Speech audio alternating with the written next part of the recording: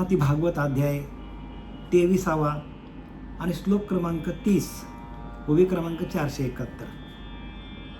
नाथ बाबा आपल्याला काय सांगतात? आपण नाथ बाबांच्या विचाराने चालूया, कारण परमार्थ विचाराचा आहे. परमार्थ कसा आहे? विचाराने करता आला पाहिजे. हो, आपण संसार विचाराने करतो, प्रपंच आपण चांगला विचार करून करतो बरं का, प्रत्येक गोष्ट. मग आपल्याला परमार्थ हे विचार करून, विचाराचाच परमार्थ आहे. आणि ज्यांनी चांगला विचार केला त्याला परमार्थ सापडला. कारण विचारांच्या मागे एक शक्ती आहे, आणि ती शक्ती कोणती आहे? तर सत्वगुणांची शक्ती आहे. आणि सत्वगुणे भगवत भक्ती, सत्वगुणातूनच भगवंताची प्राप्ती होते. सत्वगुण आपल्याकडे वाढायला लागले की भगवंताची कृपा झाली असं समजायला हरकत नाही. पण त्यासाठी ते सातत्याने टिकावे चांगले विचार. म्हणून संतांची संगत पाहिजे. संतांच्या संगतीमध्ये राहून परमार्थ सहज साधता येतो. जर सगळं आपल्याकडे असेल आणि संत संगत नसेल तर परमार्थ अधुरा राहतो. म्हणून इथं नाथ बाबा सांगतात आपल्याला 471 ओवी, त्याहुनी माझे तव येथ आयुष्य असेल बहुत, देव साह्य होत समस्त निमेषे परमार्थ साधीन. ऐसा न मानावा अर्थ खटवांग राजा विख्यात, मुहूर्ते साधीला परमार्थ निज स्वार्थ पावला. आता त्याने दृष्टांत दिला की खटवांग राजाकडे फक्त 1 तास उरला होता आणि 1 तासामध्ये त्यांनी भगवंताला प्राप्त केलं. साहित्य मुक्ती मिळवली त्याने, खटवांग राजाने. कोण सांगतो? हा कृपण ब्राह्मण सांगायला झाला. पुढे खूप छान कथा बरं का नाथबाबांनी मांडलेली. आणि ही कथा जी आहे ती प्रत्येक जीवाची कथा आहे, प्रत्येक साधकाची कथा आहे. आणि ते आपल्याला आपलेच गुण आपणाशी वाटती, आपलेच अवगुण आपणाशी वाटती गुण. आपले अवगुण आहेत काही, पण ते आपल्याला गुण वाटतात. आणि ते अवगुणांची समृद्धी आपल्याकडे असल्यामुळे आपल्याला परमार्थ कळत नाही. आपल्यातले अवगुण गेले, माणसाचे अवगुण गेले की माणूसच देव झाला असं समजायला हरकत नाही. पण अवगुण शेवटपर्यंत जात नाही माणसाचे. आणि ते अवगुण घालवण्याची जी शक्ती आहे ती सद्गुरूंचं सान्निध्य पाहिजे सातत्याने, ग्रंथांचं वाचन पाहिजे, साधना पाहिजे. या सगळ्या गोष्टी त्रिवेणी संगम आहे. साधना पाहिजे, ग्रंथांचं वाचन पाहिजे आणि मनन पाहिजे. ग्रंथांचं वाचन झालं की आपल्याला मनन करता यायला पाहिजे. मनन करण्यामध्ये आपल्याला सामर्थ्य कशातून मिळतो की आपण जे आपण साधना करतो, ज्या ग्रंथांचं आपण वाचन करतो त्या वाचनातून आणि झालेल्या साधनेतून साधना परिपक्व आहे की नाही, आपली साधना परिपक्व झाली की नाही, हे आपल्याला दाखवणारं जे यंत्र आहे, जे तंत्र आहे ते वाङ्मय आहे. लक्षात घ्या. ज्ञानेश्वरी आहे, नाथ भागवत आहे, तुकोरांची गाथा आहे, दासबोध आहे. हे आपल्याला काय करतो? हे यंत्र आहे एक प्रकारचं. आपली साधना बरोबर चालली आहे की नाही, परिपक्व झाली की नाही, आपण कुठपर्यंत आलोय हे आपल्याला दाखवणारा जो होका यंत्र आहे. बरोबर आपण दिशेला चाललोय की नाही, की दिशाहीन झालोय हे दाखवणारं ग्रंथ आहेत. असे बरेच लोक आहेत दिशाहीन चालल्यात, शास्त्राचं वाचन करत नाही, काही नाही, आले म्हणा आणि गेले दुकानात, संपला विषय. कुठल्याही दुकानात जातात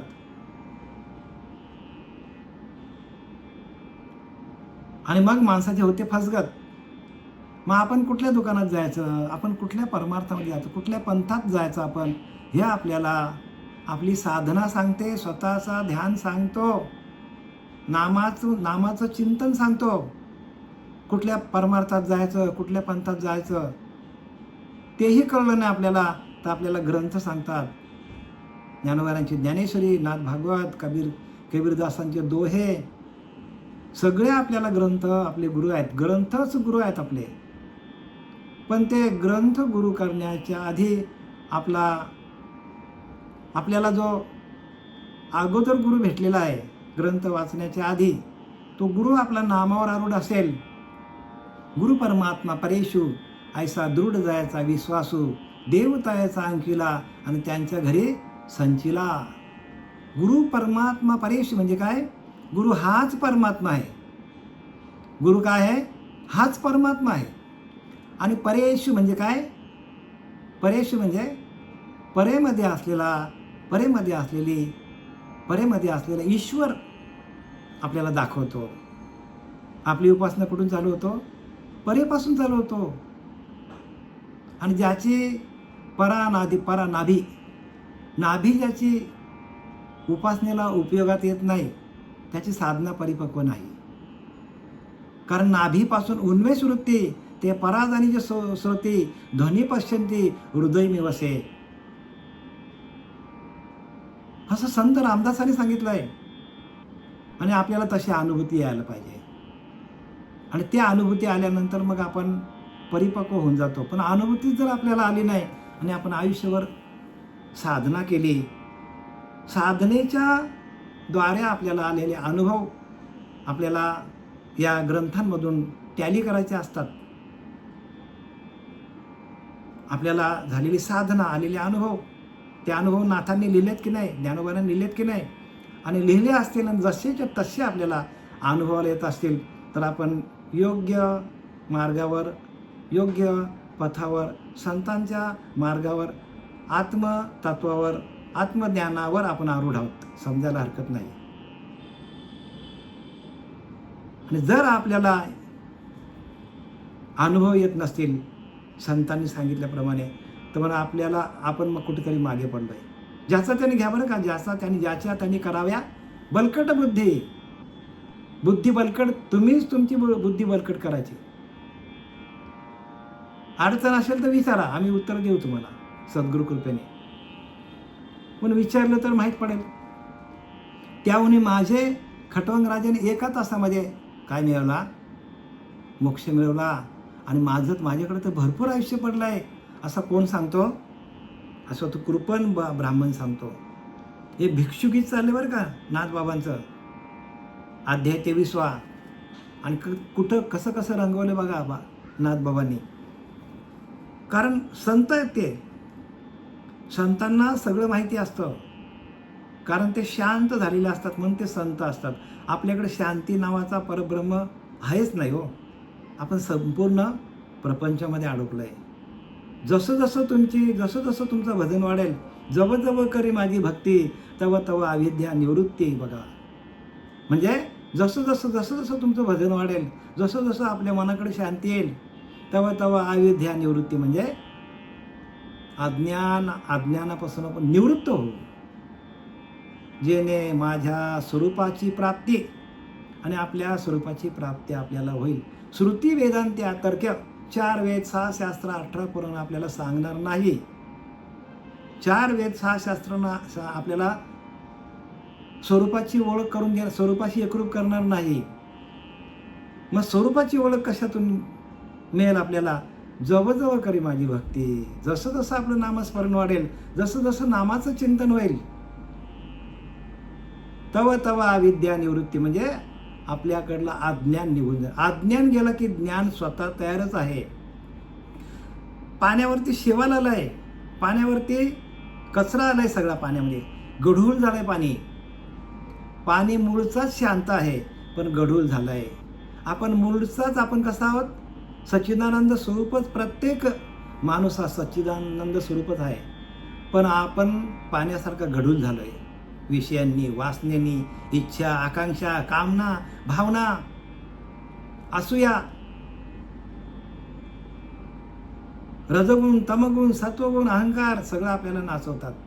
जसं पाण्यावरची शेवाल बाजूला काढली की खाली पाणी स्वच्छच आहे, तसं पाण्यावरती गढूळपणा पाण्याचा शांत झाला, खाली बसलं गाळ, तर पाणी तसं आपल्याकडे काय होतं? सकाळी उठल्यापासून तळमळ म्हणजे तळालाच मळ आहे, आपल्या तळालाच बसलेलं मळ आहे. आणि आपण काय करतो? प्रपंचामध्ये वागताना आपण तो सगळं मनच आपण वरती आणतो. आपलं पाणी शांतच होत नाही, मनच शांत होत नाही. आणि एकदा का मन शांत झालं की तुम्हाला शांती हाच परब्रह्म आहे. बघा ना, तुमचा तुम्ही विचार करा, मन शांत आहे का? बघा, एक सेकंद पण मन थांबत नाही. आणि त्या मनाचा वेग आवरण्यासाठी, मनाला जागच्या जागेवर थांबवण्यासाठी तुम्हाला साधना दिलेली आहे.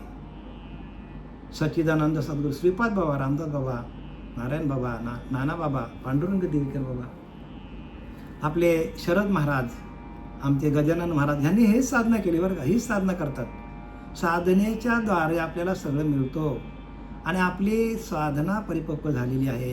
ह्याला आपण जाचणी करायची असेल तर प्रत्येक ओळीचा अर्थ आतमध्ये आहे, तो आपल्याला लागला पाहिजे. संतांच्या मतावरती आपण आरूढ व्हायला पाहिजे.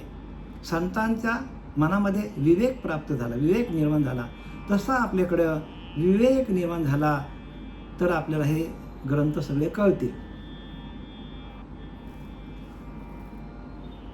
त्यामुळे माझे तव येत आयुष्य असेल बहुत, म्हणून खटवांग राजाला 1च तास उरला होता, पण माझ्याकडे बरंच आयुष्य आहे असं तो सांगतो.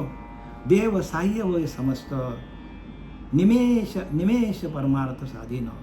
जर देवाने मला साह्य केलं, देवाने माझ्यावर कृपा केली, तर निमिष म्हणजे एका निमिष म्हणजे पापने मिटतो ना मिटतो, तोच मी भगवंताला प्राप्त. बघा किती जिज्ञासा आहे. अशी जिज्ञासा आपली असली पाहिजे. प्रत्येक साधकाची जिज्ञासाच त्याला भगवंतापर्यंत पोहोचवते. आपली जिज्ञासा परमार्थमध्ये नाही, प्रपंचामध्ये.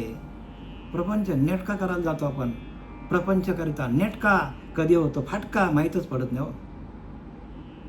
कधी होतो फाटका आणि माणूस प्रपंचामध्ये कधी आडवा होते माहीत पडत नाही. आणि म्हणून प्रपंच साधोनी परमार्थ कराल, त्याने तुम्ही सुखी व्हाल. प्रपंच परमार्थ चालवाल तरी तुम्ही विवेकी हो. समर्थ सांगतात, प्रपंच परमार्थ चालवाल तरी तुम्ही विवेकी हो.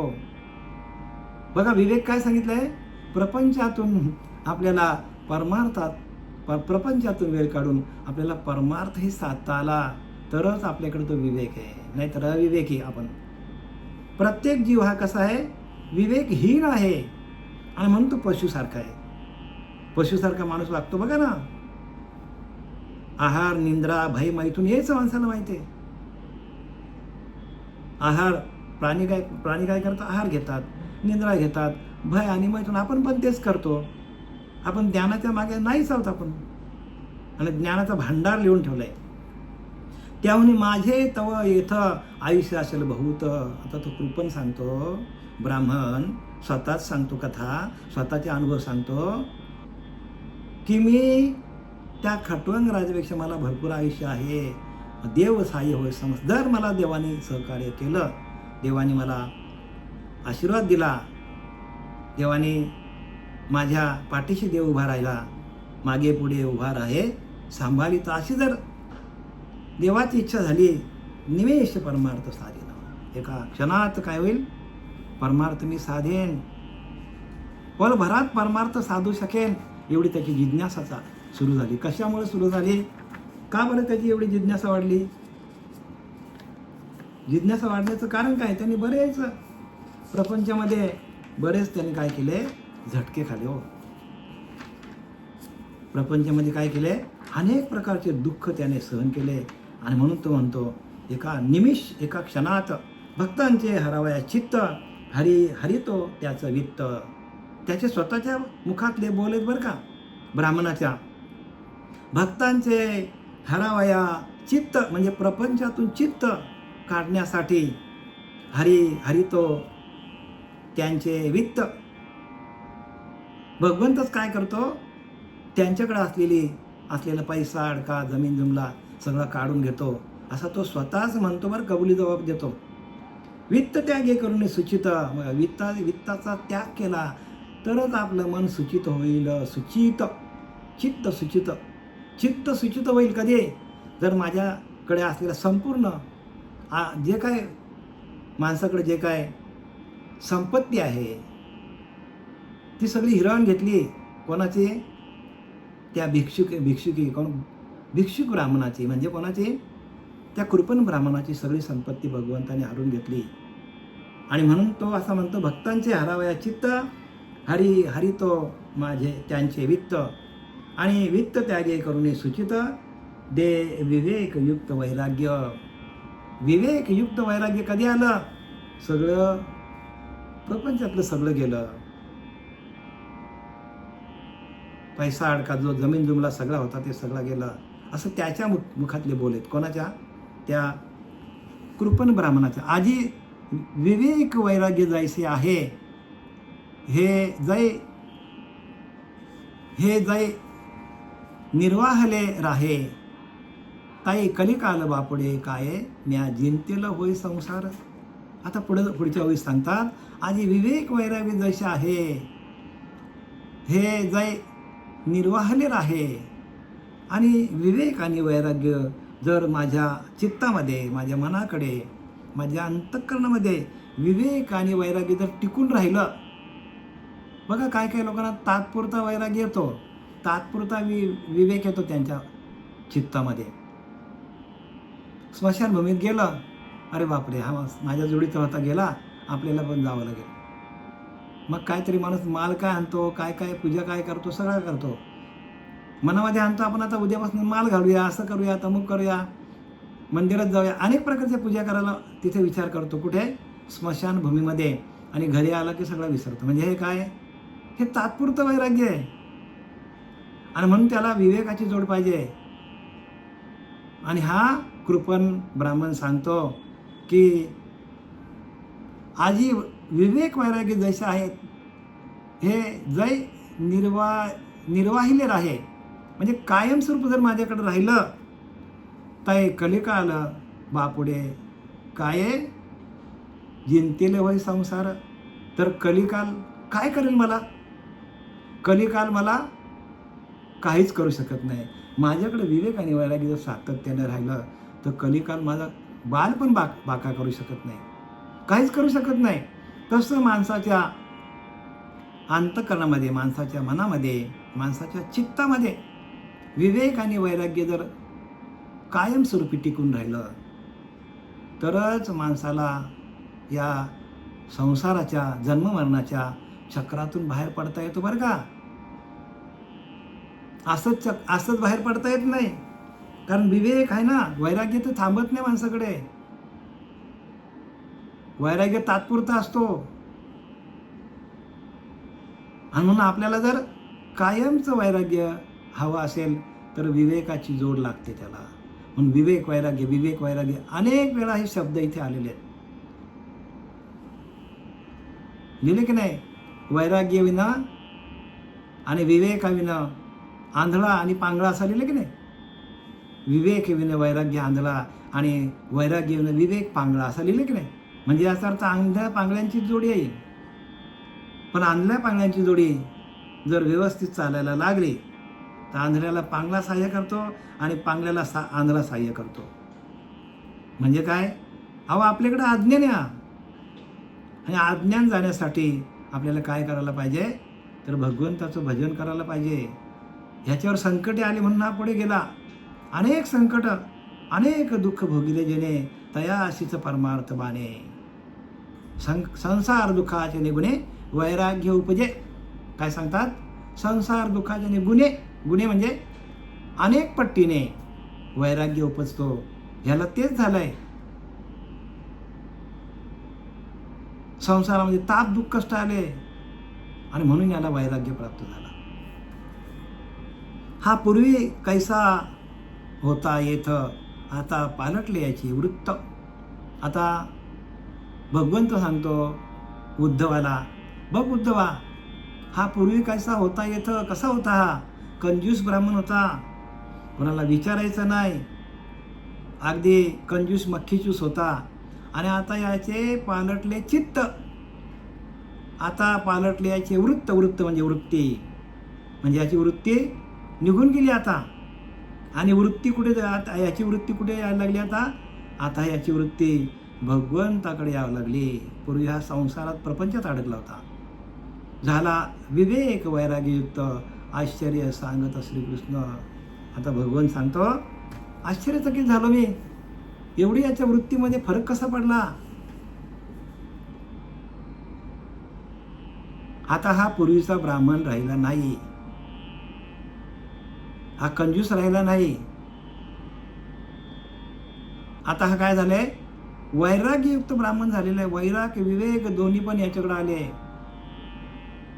हे कशामुळे आले, आता मी तुम्हाला सांगितलं की जोपर्यंत अनुताप येत नाही, अनुच्या तापातूनच माणसाला संसार तापे तापलो देवा, करिता सेवा कुटुंबाची, म्हणून तुझ्या आठवले पाय, ये ग माझे माय पांडुरंगे. संसारामध्ये ताप दुःख कष्ट ज्याला येतील त्याचा परमार्थ उत्तम प्रकारचा होतो. उत्तम बरं का. आणि ज्याला ताप नाही, दुःख नाही, कष्ट नाही, तो परमार्थ त्याचा होत नाही. तो उगाच वेळ काढण्यासाठी येतो. आणि परमार्थ हा वेळ काढण्याचा नाही आहे. कारण वेळ कधी तुमच्या हातात वेळ नाही आहे. माणसाच्या हातात वेळ अजिबात नाही. बघा, आपण लहान होतो, जवानीत आलो, हळूहळू आपल्या हातात आहे का, आपण आपल्याला बालपण थांबवता आलं का, जवानी थांबवता आली का. तसं म्हातारं होतो माणूस, म्हातारपण पण थांबवता येत नाही. कुठलीच गोष्ट आपल्या हातात नाही. आपल्या हातात एकच आहे, काय ते म्हणजे हरिनाम. हरिमुखे म्हणा, हरिमुखे म्हणा, पुण्याची गणना. हरिनाम हाच शस्त्र आहे. नाम हे शस्त्र आहे. आणि ते शस्त्र आपल्याला चालवता आलं तर आपण युद्ध जिंकू शकतो. नाहीतर जर युद्धामध्ये आपण हारलो तर 84ला गेलो. मग आपल्याला युद्ध जिंकायचं असेल तर काय करायला लागेल. ज्ञानदेव म्हणे हरिनामाचे शस्त्र, हरिनामाचं शस्त्र आपल्या हातात यायला पाहिजे. हा पूर्वी कसा होता येथं, आता पालटले याचे वृत्त. आता काय झाले, याचं सर्व धन धान्य, पैसा अडका, मान मर्यादा सगळ्याचा नाश झाला. सगळ्याचाच नाश झाला याच्याकडनं. हा मानाने जगायचा, पैशाने जगायचा, सगळं याच्याकडे होता. पण आता याचा चित्तातून ते सगळं निघून गेला. चित्तामध्ये भगवंताचं नामस्मरण झालं. आपल्या चित्तामध्ये काय होतो, चित्ती प्रगटे चैतन्य घन, चित्तामध्ये प्रगटला चैतन्य नावाचा ईश्वर प्रगट झाला. ज्या चित्तामध्ये प्रपंच होता अखंड, बायका, मुलं, प्रॉपर्टी, सगळा इच्छा, आकांक्षा, कामना, भावना, त्रिगुण, रजगुण, तमगुण, सत्वगुण, अहंकार, हे सगळे होते. सगळ्याच्या सगळा घर खाली झाला. त्या मनातून सगळ्याच्या सगळा निघून गेला. सगळं निघून गेला या कृपण ब्राह्मणाच्या. आणि आता त्याला भगवंताची गोडी लागली. तसं आपल्याकडे सगळं गेल्याशिवाय माणसाला जाग येत नाही. सगळं बरं का. पण काही माणसं अशी शहाणी असतात, असे हुशार असतात, सावध होतात, की जरा जरी आपल्यावर प्रसंग आले लगेच माणूस शहाणा होता. अरे बापरे, लगेच शहाणा होतं माणूस. आणि काय करतो, गुरुला शरण जातो आणि नाम घेतो, नामचिंतन करतो. आणि नामचिंतनातूनच आपल्याला भगवंताची प्राप्ती आहे. कलियुगी उद्धार हरीच्या नामातून आहे. आणि ते नाम आपल्याला मिळालं तर आपली सुटका होते. आणि आता ते भगवंताने उद्धवाला सांगितलं आहे, झाला विवेक वैराग्ययुक्त आश्चर्य सांगत असेल. कृष्णाला पण आश्चर्य वाटलं बघा, भगवंताला आश्चर्य वाटलं, बापरे सगळं गेलं याचा. आणि आता याला काय झालं, याच्याकडे विवेक पण आला आणि वैराग्य दोन्ही आले. आणि विवेक वैराग्य दोन्ही प्रवेशले हृदयभवनी, विषय वासना निरसुनी जीव सोहमपणे वरती. मग नाथबाबांचा जो काही प्रमाण आहे एकदम बरोबर आहे. त्यांचा काय चुकी झालेली, त्यांनी बरोबरच लिहिलं आहे. त्या प्रमाणामध्ये सगळं आलं. विवेक वैराग्य दोन्ही प्रवेशले हृदयभवनी, हृदयरूपी भवनामध्ये विवेक वैराग्य निर्माण झाला. या कृपण ब्राह्मणाच्या विषय वासना निरसुनी, सगळे विषय वासना गेल्या आणि जीव सोहमपणे वरती. आणि जीवाचं आपोआपच नामस्मरण चालू झालं. म्हणजे ते नामस्मरण आपल्याकडे ओरिजिनल आहे. ओरिजिनल नामस्मरण आपल्याकडे आहे आणि ते आपोआप चालू होतो. बाकी बाहेरनं घेतलेलं ते भजन आहे. ते भजन बंदच पडतं महाराज, कारण ते ओरिजिनल नाही ना हो. ओरिजिनल आपल्याला एकदा मिळालं. ओरिजिनल म्हणजे काय की अहम ब्रह्मास्मी, आपणच परब्रह्म आहोत. आणि त्या अहम ब्रह्मास्मी महावाक्य, त्या महावाक्याला आपण कसं प्रकाशित करायचं हे ज्ञान जे सांगतात ते संत असतात, ते सद्गुरू असतात. म्हणून महावाक्याचा उपदेश भला. महावाक्याचा उपदेश पाहिजे हो. आता आपण 30वा श्लोक आपला संपलेला आहे आणि 31व्या श्लोकामध्ये आपण प्रवेश करूया. भगवान म्हणाले, मनाने असा निर्धार करून तो अवंतीचा ब्राह्मण मी व माझे या हृदय ग्रंथी तोडून मुनीप्रमाणे शांत चित्त झाला. काय सांगतात? भगवान कृष्ण परमात्मा सांगायला लागला उद्धवाला, मनाने असा निर्धार करून तो अवंतीचा ब्राह्मण म्हणजे उज्जैनी नगरीमधील अवंती नगरीमधील ब्राह्मण काय करायला लागला? मी व माझे या हृदयग्रंथी तोडून मुनीप्रमाणे शांत चित्त झाला. मी आणि माझे ओझे हो, मी आणि माझी आठवणं विसरले जायचे. अंतःकरण पार्था तो संन्यासी निरंतर. संन्यासी कोणाला? संन्यासाची व्याख्या काय केलं ज्ञानवराने? मी आणि माझी आठवणं विसरले जायचे. अंतःकरण मी आणि माझे, मी केलंय आणि माझं आहे. मी कष्ट केलंय, माझा पैसा आहे, माझी बायको, माझी मुलं, माझा बंगला, माझी गाडी, हे सगळं माझं. मी आणि माझं हे कधी विसरतो माणूस? अनेक प्रकारची संकट आली तर याच्याकडे सगळं होतं, गाड्या बंगल्या सगळं होतं याच्याकडं. आता राहिलं का त्याच्याकडं? तसं आपल्याकडं जोपर्यंत मी आहे आणि माझं आहे तोपर्यंत आपल्याला ज्ञानाची प्राप्ती होणार नाही. म्हणून ज्ञानवरा सांगतात, मी आणि माझी आठवण विसरले जायचे. अंतःकरणातून ते बाजूला काढा. अंतःकरणामध्ये मी माझं नाही पाहिजे. अंतःकरणामध्ये काय पाहिजे? अहम ब्रह्मास्मी, आपणच परब्रह्म आहोत, हा भाव आपल्याकडे तयार व्हायला पाहिजे. विसरले जायचे अंतःकरणाला विसर कधी पडेल? पार्था तो संन्यासी तो संन्यासी आहे हो. निरंतर ज्याचं भजन चालू झालं आहे तो संन्यासी. जो मने ऐसा झाला संगी तोची सांडीला. जो मनाने असा झाला त्याच्याकडनं सगळे विषय त्याला सोडून जातात.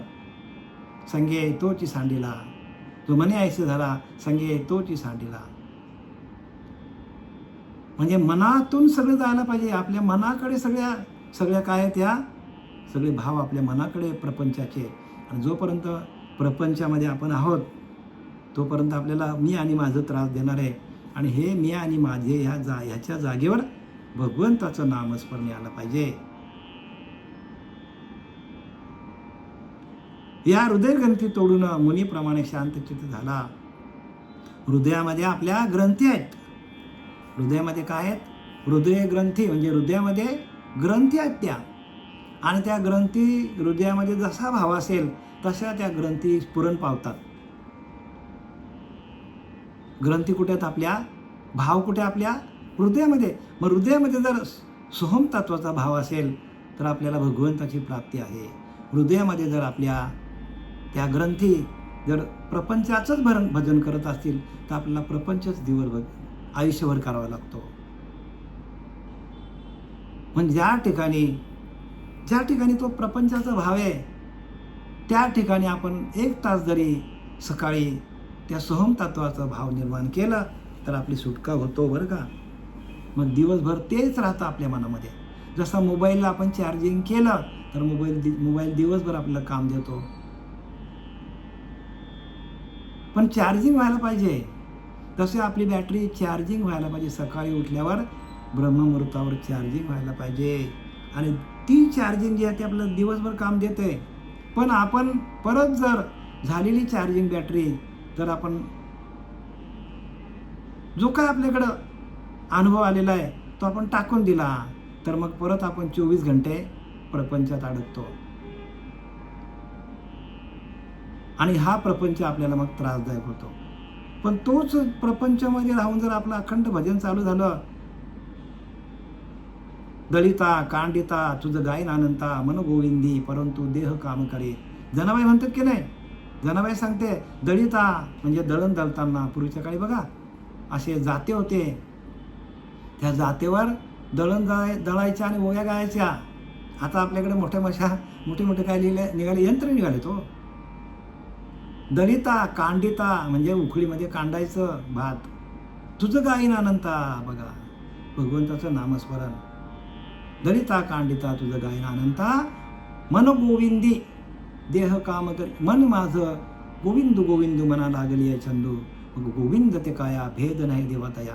अखंड गोविंद गोविंद चिंतन करता करता जर आपण काम केलं मन गोविंदी परंतु देह काम, मन गोविंदामध्ये रमलाय आणि देह आपला सगळा काम करतो. अशी प्रत्येक स्त्रीची भावना झाली, अशी प्रत्येक पुरुषाची भावना झाली की मन गोविंदामध्ये रमलेला आहे आणि माझं मी काम करत. जो काय दिवसाचा धंदा असेल, नोकरी असेल, ते करताना भगवंताचं नामस्मरण करा. मुनीप्रमाणे शांत चित्त झाला. या हृदय ग्रंथी तोडून मुनीप्रमाणे शांत चित्त झाला आणि हृदयातल्या ग्रंथी त्याच्या तुटून गेल्या आणि मुनीप्रमाणे म्हणजे शांत झाला. तो कसा झाला? शांत झाला. आणि एकदा का शांती त्याला प्रत्येक माणसाला लाभली तर शांती हेच परब्रह्म आहे. नाथबाबांना पदवी काय दिलेली आहे? शांती ब्रह्म नाथ एकनाथ महाराज. ऐसा तो अवंतीचा ब्राह्मण अति कर्दयुक्त होता जाणं, अतिशय कृपण होता. असा तो उज्जैनी नगरीतला, अवंती नगरीतला, उज्जैनी याच्यामधला अवंती नगरीतला ब्राह्मण अति कर्दयुक्त होता म्हणजे अति कृपण होता. त्याच्या हातीचे गेली या धन वैराग्य चिन्ह पालटले. हातातलं धन गेलं तेव्हा त्याच्याकडे वैराग्य आला. नाही तर माणसाकडे सगळं असल्यावर वैराग्य येत नाही. वैराग्य महापावके जाळिले विषयांचे कटके. ज्ञानोबा सांगतात वैराग्य महापावके जाळिले विषयांचे कटके. वैराग्य काय करतो? विषयांना जाळून टाकतो. आणि एकदा का ते विषय आपल्या पिंडातनं जळून गेले की आपण आपलं स्वयंभू आपण परमात्म स्वरूप आहोत असा आपल्याला अनुभव येतो. स्वतः आपण परब्रह्मच आहोत. या लगी वैराग्य विवेक चित्ती झाल्या आनंदी ब्रह्मप्राप्ती, झाल्या आनंदने ब्रह्मप्राप्ती. कृष्ण सांगे उद्धवासी निजात्मस्थिती साधाव्या. आता भगवंत स्वतःचं विचार इथे मांडतो. भगवंत काय म्हणतो? स्वतःचे विचार मांडतो बरं का, की अशा प्रकारे भगवंत काय म्हणतो? या लागी वैराग्य विवेक वैराग्य चित्ती म्हणून वैराग्याने विरक्ती आणि वैराग्य हे जर आपल्याला आपल्या पिंडामध्ये जागृत झाले की आपल्याला मुक्ती आपल्या हातात येते. तुका म्हणे मुक्ती परनिली नवरी. म्हणजे काय? तुकाराम महाराज सांगतात की मुक्ती हीच माझी नवरी आहे, तिला मी काय केलं? माझं करून घेतलं. मग तुका म्हणे मुक्ती परनिली नवरी. बघा, मुक्ती हीच नवरी आहे, तिच्याशी माझा लग्न लागला. तसं आपल्याला तसं साधकाला काय व्हायला पाहिजे? या लागी विवेक वैराग्य चित्तामध्ये विवेक आणि वैराग्य जर निर्माण झाला तर तिथल्या तिथेच आपल्याला मुक्ती आहे. झाल्या आनंदने ब्रह्मप्राप्ती. आपण त्यांना विवेक वैराग्यांना आपलंसं करून घेतलं, जागृत झालो आपण विवेक वैराग्याच्या ठिकाणी. कृष्ण सांगे उद्धवाशी निजात्मस्थिती साधाव्या. अशी निजात्मस्थिती म्हणजे स्वतःच्या अंतरात्म्याशी एकरूप होऊन त्या अंतरात्म्याचं भजन करण्याची स्थिती, भजन करण्याची योग्यता प्रत्येक साधकाच्या अंतःकरणामध्ये तयार होतो. कधी? विवेक वैराग्य चित्तामध्ये ते निर्माण व्हायला पाहिजे. बघा, चित्ती बैसला तो निवडे. चित्तामध्ये कुठलीही गोष्ट गेली का लवकर निघत नाही. मनाकडे ठीक आहे, मन बुद्धी चित्त चैतन्य हे 4 भाग आहेत. मनाकडून ती चित्ताकडे जाते, मनाकडून बुद्धीकडे जाते. बुद्धी काय करते? आपल्याला चांगलं का वाईट हे आपल्याला शिकवते. आणि बुद्धी बोलली हे वाईट आहे तर माणूस टाकून देतो. हे बुद्धी बोलली हे चांगलं आहे तर चित्तामध्ये जाते. मग पूर्वी ह्या ब्राह्मणाच्या बुद्धीला चालनाच नव्हती हो. त्याला वाटेल की मीच सगळं काय करतो, सगळं माझं आहे. त्याच्याकडे विवेकच नव्हता, वैराग्यच नव्हता. जे जे काय असेल ते सगळं माझं आहे. आणि त्याला काय झालं होतं, अतिशय धनलोभामुळे अतिशय त्याला अहंकार झाला होता. कोणालाच विचारायचा नाही तो, एवढा त्याला ताठा झाला होता. आणि हा ताठा त्याचा गेला कधी गेला त्याचा, या लागे वैराग्य विवेक चित्ती, चित्तामध्ये विवेक वैराग्य गेला आणि बुद्धीकडे येतो बरं का. मन बुद्धी, आणि बुद्धी काय करते, चित्तामध्ये टाकते. वाईट जर घेतला बुद्धीने तर चित्ताकडे जा, आणि चित्त वाईट विचार करतो. आणि मग चैतन्य नावाची वस्तू आपल्यातनं ऱ्हास पावते. आणि जर मनाकडे चांगले विचार आले, मनाकडे भगवंताचे विचार आले, मनाकडे चिंतनाचे विचार आले, मनाकडे भगवंताच्या चिंतनाचे विचार आले, तर मन काय करतो, बुद्धीकडे पाठवते. आणि बुद्धी निश्चय आत्मज्ञान काय सांगतात, बुद्धीचा निश्चय असा होतो की आपणच परब्रह्म आहोत. बुद्धी निश्चय आत्मज्ञान ब्रह्मरूप भावे आपणच परब्रह्म आहोत. ब्रह्मनिष्ठा राखे संपूर्ण तत्पारणहानिशी, ब्रह्मावर निष्ठा वाढते. आणि मग ते बुद्धी काय करते, चित्तामध्ये जाते. आणि चित्तामध्ये चैतन्य निर्माण होतो, चित्ताचं चैतन्य होतो. आणि चैतन्य हाच परमात्मा आहे. परत लक्षात आलं का तुमच्या, मनातून कुठे जाते, बुद्धीकडं. आणि बुद्धी निश्चय आत्मज्ञान, बुद्धीचा निश्चय असा झाला की ते परब्रह्म मीच आहे, अहम ब्रह्मास्मी, आपणच परब्रह्म आहोत, तर ते चित्तामध्ये जातं. आणि एकदा का चित्तामध्ये नाम गेलं, अहम ब्रह्मास्मीचा बोध झाला तुम्हाला, तर बोधातूनच माणसाला काय होतंय, काय होतं, चित्तामध्ये, चित्तातून काय होतं, बोध म्हणजे त्या आत्मस्वरूपाशी एकरूप झाल्यानंतर अखंड आपलं भजन चालू होतं. आणि ते भजनानंदामध्ये गेल्यानंतर ते भजनानंदाचं चित्त चैतन्यामध्ये जातो. आणि चैतन्य हाच आपला ईश्वर आहे. आणि त्या चैतन्याशी एकरूप होणं म्हणजे भगवंताची भक्ती आहे. म्हणून आपल्याला मन, बुद्धी, चित्त आणि चैतन्य असे 4 भाग मनाचे केलेत. मनाचे 4 भाग केले. कारण काय, मनाचे 4 भाग केले, का केले, तर ते ज्ञान आपल्याला व्हावं. आपल्या बुद्धीतून ते चित्तातून चैतन्यामध्ये जायला पाहिजे. आणि चैतन्य हा आपला परमात्मा आहे. आणि ते आपल्याला कळावं म्हणून आपल्याला संतांनी आपल्याला काय दिलेलं आहे, बुद्धी दिलेली आहे. आणि त्या बुद्धीचा आपण वापर करायला पाहिजे. आणि ती बुद्धी वापरण्याचा अधिकार फक्त मनुष्य देहाला आहे. इतर योनीच्या ठाई हा विचारच नाही. झालेली सेवा आपले सच्चिदानंद सद्गुरू श्रीपाद बाबा, रामदास बाबा, नारायण बाबा, नाना बाबा, पांडुरंग देवेकर बाबा यांच्या चरणी समर्पित करीत आहे.